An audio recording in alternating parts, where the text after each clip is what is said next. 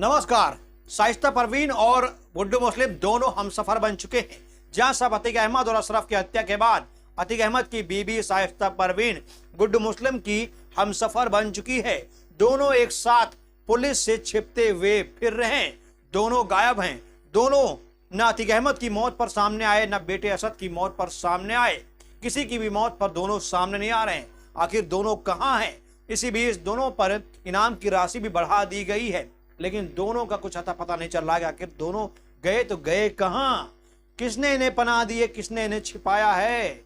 STF तो खाक छान रही है। एसटीएफ तो बड़े बड़े अपराधियों को पकड़ने की बात करती, लेकिन इस लेडी डॉन को क्यों नहीं पकड़ पा रही है? आखिर इस औरत से क्यों एसटीएफ हार गई है? इस औरत के आगे, इस लेडी डॉन के आगे एसटीएफ क्यों पानी मांग रही है? चलिए हम आपको दिखाते हैं कि क्यों अतीक अहमद के बाद lady don Shaista Parveen police के लिए, योगी सरकार के लिए सबसे बड़ी परेशानी का सबब बन चुकी है। तो देखिए हमारी खास रिपोर्ट। उमेश पाल हत्याकांड के बाद माफिया अतीक अहमद की पत्नी शाइस्ता परवीन व उसका गुर्गा गुड्डू मुस्लिम पुलिस की गिरफ्त से फरार है।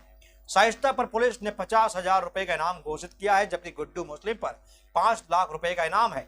उमेश पाल हत्याकांड के बाद फरार 50,000 रुपए की इनामी शाइस्ता परवीन और 5 लाख रुपए के इनामी गुड्डू मुस्लिम को एसटीएफ खोज रही है।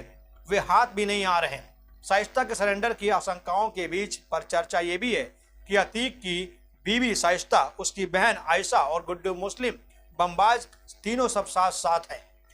शाइस्ता का गुड्डू के साथ साथ रहने का मतलब क्या है? हालांकि इस पर बहुत सारे लोगों का कहना कि ऐसा नहीं हो सकता। पुलिस अधिकारी भी इस पर खुलकर नहीं बोल रहे हैं। एसटीएफ दोनों की लोकेशन के लिए हर तरह के प्रयास कर रही है।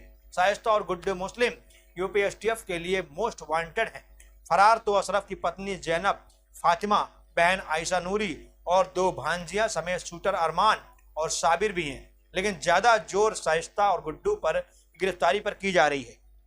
वजह यह भी है कि शाइस्ता माफिया अतीक अहमद की पत्नी होने की वजह से उसके तमाम राज जानती है। वह अतीक से मिलने साबरमती जेल भी जाती रही है।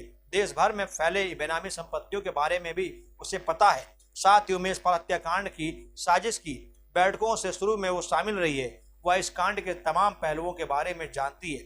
उसे पूछताछ करने पर बहुत सारी जानकारियां पुलिस के सामने आ जाएंगी। गुड्डू मुस्लिम जानता है कई राज। इसी तरह गुड्डू मुस्लिम भी अतीक गिरोह का सबसे पुराना आदमी है। वह राजू पाल हत्याकांड से लेकर उमेश पाल हत्याकांड तक अतीक गैंग में बना रहा। सबसे ज्यादा अनुभवी है। अतीक के जेल में बंद होने पर भी वह शाइस्ता और बेटों के लिए गाइड की तरह काम कर रहा था। अतीक और शाइस्ता अशरफ की गैर मौजूदगी में गुड्डू ही शाइस्ता का साथ दे रहा था। कहा जा रहा है कि कत्ल की साजिश में भी उसने अपना अनुभव बहुत डाला था।